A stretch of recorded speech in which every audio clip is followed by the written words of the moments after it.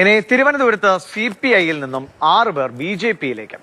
രാഹുൽ കുമാർ, രാജി, സിന്ധു, ശിവാനി, ലതാകുമാരി, റിതിൻ രാജ് എന്നിവരാണ് CPI വിട്ടത്. ഇവരെ BJP സംസ്ഥാന അധ്യക്ഷൻ രാജീവ് ചന്ദ്രശേഖർ ഷാൾ അണിയിച്ച് സ്വീകരിച്ചു. കഴിഞ്ഞ കുറച്ച് നാളുകളായിട്ട് ഈ പറയുന്ന ഇടതുപക്ഷത്തിൽ നിന്നും വലിയ തോതിലുള്ള ഒരു ഒഴുക്കാണ് BJP പാളയത്തിലേക്ക് ഉണ്ടായിക്കൊണ്ടിരിക്കുന്നതെന്ന് പറയുന്നത്.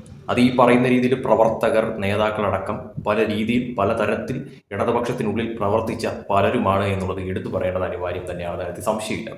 ഇതൊക്കെ തന്നെ ചെന്നെത്തുന്നത് നേരെ BJP-യിലേക്കാണ്. അതായത് ഈ പറയുന്ന രീതി വലതുപക്ഷത്തേക്കല്ല, നേരെ BJP-യിലേക്കാണ്. അതായത് ഇടതുപക്ഷത്തിൽ നിന്നും കഴിഞ്ഞ കുറച്ച് നാളുകളായിട്ട് ഒരു വലിയ തോതിലുള്ള ഒരു ഒഴുക്കാണ് ഉണ്ടായിക്കൊണ്ടിരിക്കുന്നത് BJP പാളയത്തിലേക്ക് എന്നുള്ളതാണ് യാഥാർത്ഥ്യമായിട്ടൊരു കാര്യമെന്ന് പറയുന്നത്. അതായത് ഇടതുപക്ഷം വേണ്ട എന്ന് പൂർണ്ണ തോതിൽ ഉറപ്പിച്ചുകൊണ്ട് തന്നെയാണ് അവർ മറുകണ്ഠം ചാടുന്ന തരത്തിലോട്ട് കാര്യങ്ങൾ മാറുന്നത്. അതിൽ തന്നെ ഏറ്റവും ലേറ്റസ്റ്റ് ആയിട്ട് വന്ന ഒരു കാര്യം എന്ന് പറയുന്നത്, ദീർഘനാളത്തെ CPM ബന്ധം വിട്ടിട്ട് PS മാമച്ചൻ BJP-യിലേക്ക് ഇപ്പോൾ ചേർന്നിരിക്കുകയാണ്. അത് ആലപ്പുഴ നോർത്ത് ജില്ലാ അധ്യക്ഷനായിട്ടുള്ള അഡ്വക്കേറ്റ് PK ബിനോയാണ് ഈ പറയുന്ന മാമച്ചനെ BJP-യിലേക്ക് സ്വാഗതം ചെയ്തിരിക്കുന്നത്.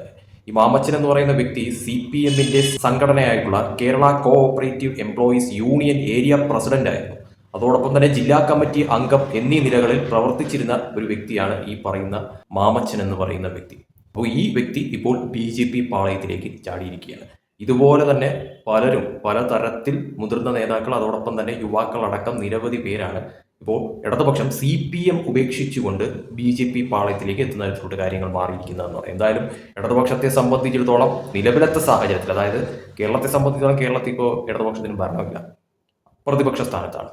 ആ ഒരു സാഹചര്യത്തിൽ പോലും ഇടതുപക്ഷത്തിൽ നിന്നുള്ള ഒഴുക്ക് അത് ഈ പറയുന്ന രീതിയിൽ പല ജില്ലകൾ നോക്കുമ്പോൾ, ഇപ്പോൾ തിരുവനന്തപുരം ആയാലും ആലപ്പുഴയായാലും തൃശ്ശൂരായാലും അതോടൊപ്പം തന്നെ പല പല ജില്ലകളിൽ നിന്നും നിരവധി പേര് ഒറ്റയടിക്ക് ഇടതുപക്ഷം വിട്ടുകൊണ്ട് അല്ലെങ്കിൽ ഇടതുപക്ഷം ഉപേക്ഷിച്ചുകൊണ്ട് BJP പാളയത്തിലേക്ക് എത്തുക എന്ന് പറയുന്നത് ചെറിയൊരു കാര്യമല്ല എന്നുള്ളത് വാസ്തവമാണ്.